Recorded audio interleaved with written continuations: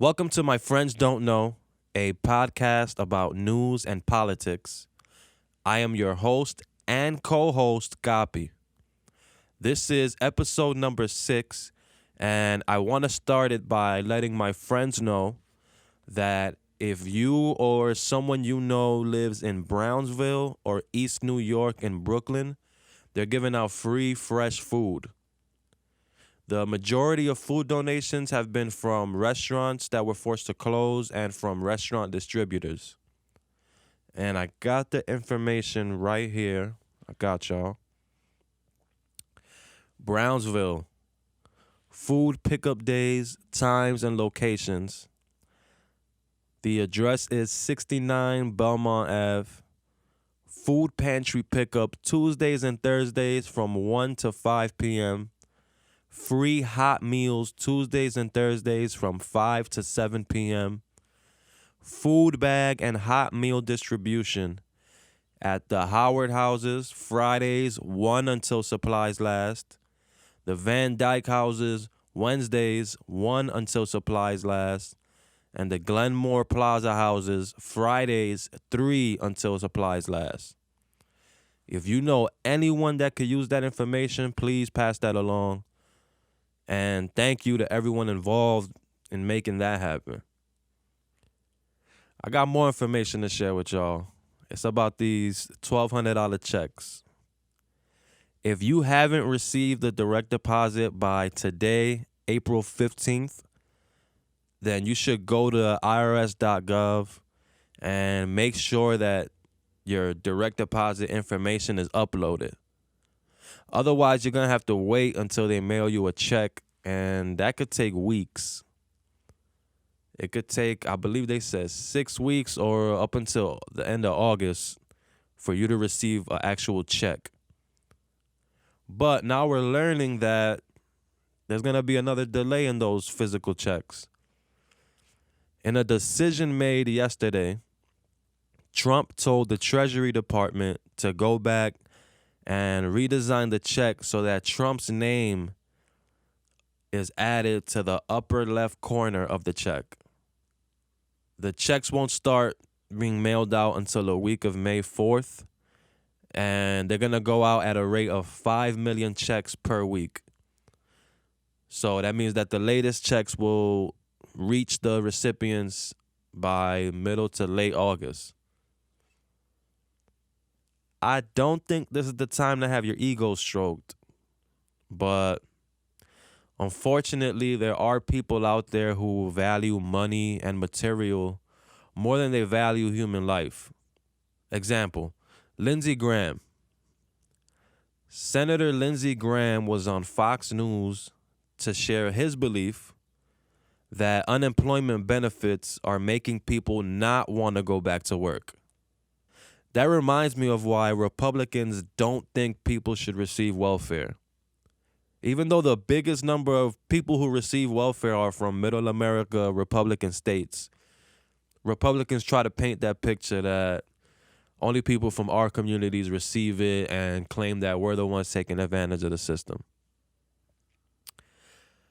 I digress. So Senator Graham was on Fox News and said, quote, "Here's the problem.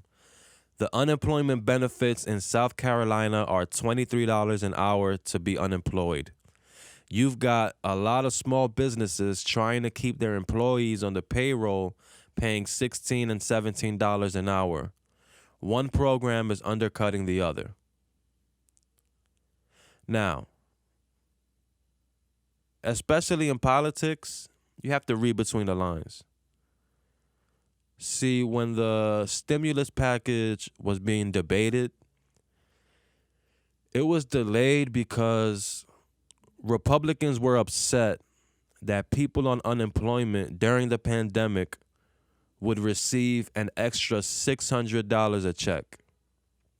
And if y'all haven't seen the clip of Bernie going off and telling these people about themselves, go on YouTube or Google and look it up. He went off.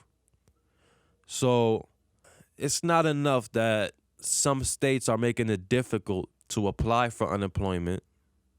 They also feel people are receiving too much unemployment. Just like how they wanted to include in the bill that it would be okay for a corporation to receive bailout money and also lay off employees. Some people value money over life. Trump just announced yesterday that he's cutting the funding for the World Health Organization, the WHO.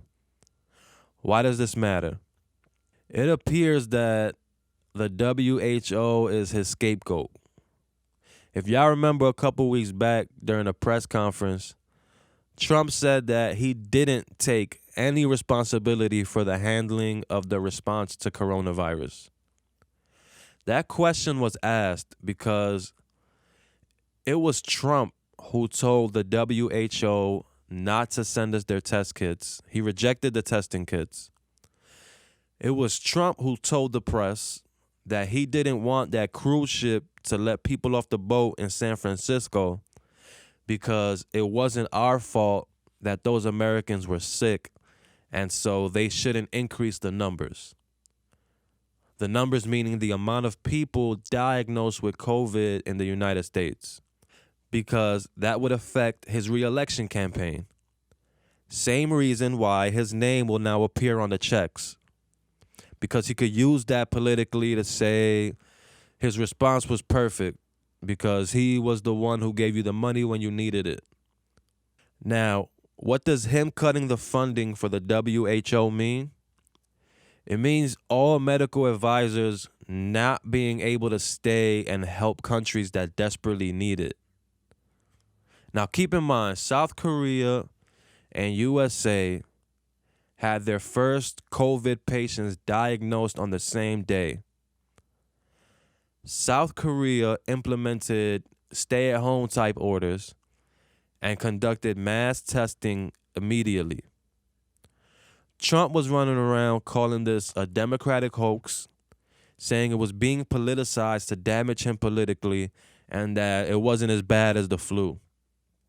The result was that South Korea got ahead of the spread and were able to resolve it quickly. And the U.S. has the worst outbreak in the world.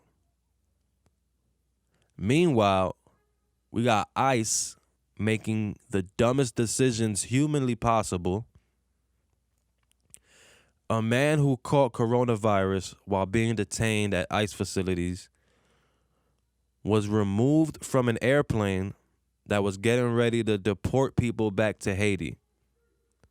He was removed from the flight at the last minute after members of Congress failed to get the Department of Homeland Security to stop the deportations back to Haiti amid the coronavirus pandemic. ICE doing their best Christopher Columbus impression, trying to bring diseases to vulnerable countries, let the flight go with I think it was 60 people. It's wicked. Bernie Sanders telling all y'all never Biden, never Trump people to sit down, take a deep breath, and stop being irresponsible. Now, is Joe Biden a progressive who's going to come in and change the country with new ideas? Nope, absolutely not. I would say Biden would be a return to life before Trump. But in no way, shape, or fashion is Biden like Trump. Understand that while Trump has been in office, he has corrupted the office of the Attorney General who did everything possible to hide what Trump did in Ukraine, to hide what he did in Russia, and to open investigations into people who were investigating Trump. Trump has corrupted elected officials.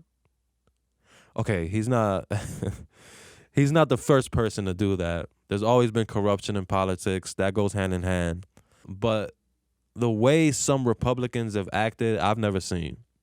You had the ranking Republican member of the House who was in charge of investigating Trump got caught trying to enable the corruption that was being done in Ukraine. There were phone records and all that, and the news of what he did came out on the last day of the investigation into Trump that led to him being impeached. Trump and his kids are banned from ever being able to have a charity organization. I'll repeat that. Trump and his kids are banned from ever being able to have a charity organization, I believe in New York. Why? Because a court found that they were guilty of stealing money from a charity that they had set up for veterans. They stole from a charity they set up for kids with cancer. Trump had a whole university, Trump University, that was shut down and sued for stealing money from people and committing fraud. So do I believe Joe Biden is what we need for a president? Nah. Definitely not my first, second, or third choice. But is he the same as Trump? Not even a little bit. Doesn't come close to what we'll get with 4 more years of this narcissist. But the most important takeaway of this is that you should 1000% register to vote and pay attention to those who are valuing money over human life, to those who say they are pro-life and call abortion immoral, but as soon as the baby is born, will call the baby a freeloader if the parent is on welfare. Quick reminder, 7 o'clock, 7 p.m., make it clap out the window for the heroes on the front line. 20% of the people diagnosed with coronavirus are healthcare workers. Everyone who has to be outside during this pandemic, y'all the heroes for real. Thank you. May it be paid back to you tenfold. To my friends that don't know, I hope this helped keep you informed. To my friends that do know, check me, man. Maybe I misspoke. I am your host and co-host, Kapi. Thank you for tuning in. I'll see y'all next week.